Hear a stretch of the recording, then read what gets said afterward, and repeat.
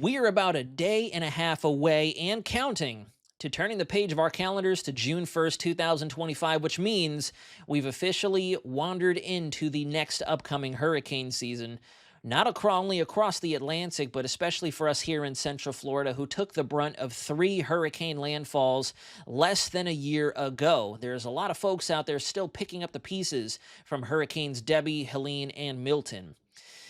With that being said, we're also preparing to close out the Hurricane Week special here at News 6, and I hope that you've taken away at least a decent chunk of much needed information to get you and your loved ones better prepared for the season ahead. And I would actually encourage you share that information with folks you think would benefit from it if they aren't in touch with News 6, or perhaps as the logo implies, go ahead and put them in touch with us. We're happy to assist you any way we can. But as we get ready for the grand finale, today is the final day of our Hurricane Week. I wanted to bring to the table something new for the sake of uniqueness. We've talked preparedness, we've talked training, we've talked communication, we've talked about our homes, our loved ones, our property, but we haven't talked about the storms themselves. And I wanted to bring to light a bit of the challenges as to why it is still so difficult to forecast for these tropical features, even well before they get going and when they're within a day or two from a suspected landfall.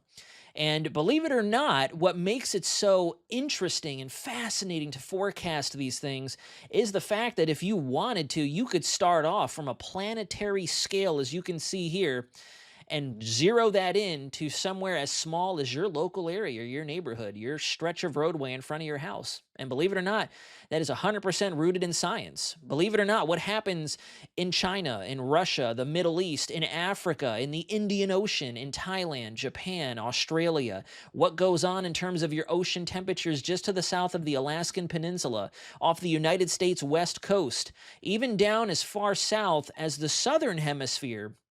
All these play a role in what's called the ocean atmosphere connection. It all dictates where it is we could see tropical cyclones flare up, where they could possibly go, and exactly how intense they may become during their time traversing whichever ocean you're looking at for that tropical action. We look at different variables such as the Saharan dust. We have a big plume of Saharan dust that's preparing to wander into our neck of the woods here very soon. You can see out there on our Saharan dust map, we have that first plume getting ready to wander in by this weekend and especially the first half of next week before we get a little bit of a lull, and then we have another big plume of dust.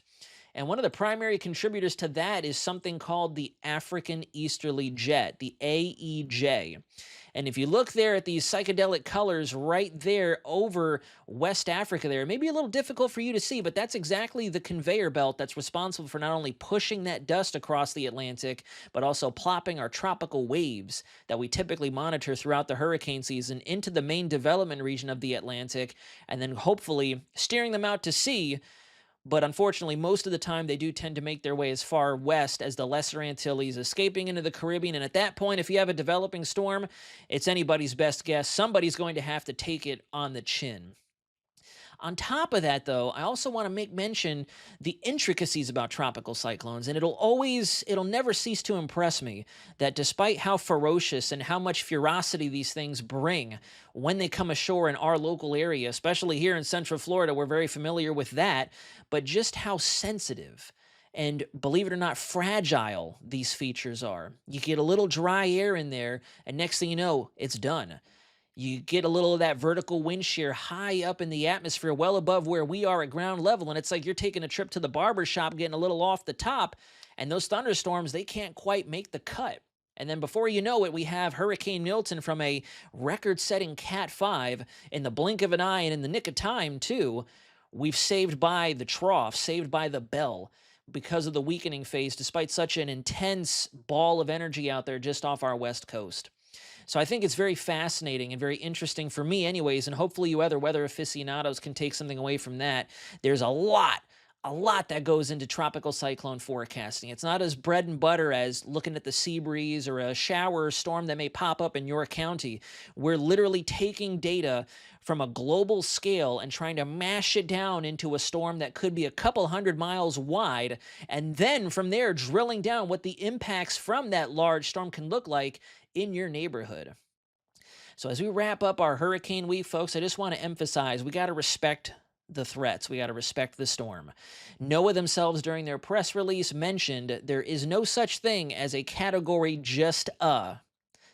Every storm is different. Every storm is unique. We have to take it for what it is, respect the situation, and take care of ourselves and stay ahead of the storm. And you can count on News 6 every step of the way and our weather team here in-house to bring you that reliable and accurate information you need to protect yourselves during Mother Nature's worst.